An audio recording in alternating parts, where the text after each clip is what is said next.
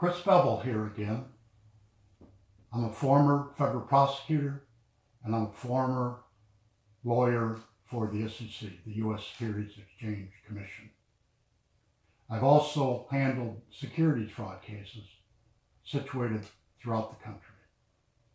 Now, in our most recent video, we looked at a situation where a broker aggressively and enthusiastically touts a given stock and sings the praise of that stock, even though he's largely ignorant about the true characteristics and attributes of that stock.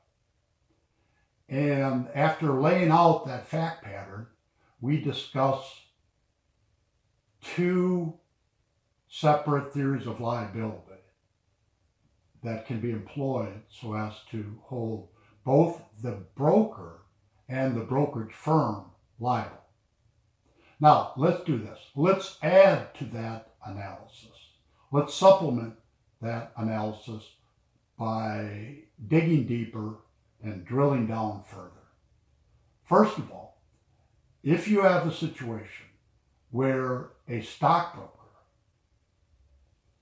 creates the appearance that he's on top of all the details, that he is thoroughly immersed in the underlying characteristics of a given security, even though he merely obtains a superficial understanding of that stock, of that investment product, he is engaged in fraud. That broker has engaged in fraud. That broker, in all likelihood, went to great lengths to create the appearance that he was on top of all the details. And therefore, he was in a position to speak with a sense of authority and tell you that the stock was a perfect fit for you and that you had to buy it. If the broker in reality knew little about the features and characteristics of that stock, that's fraud, plain and simple. But in many respects,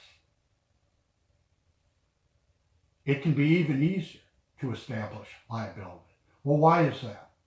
Well, we need not go any further than the state securities laws. Many state securities laws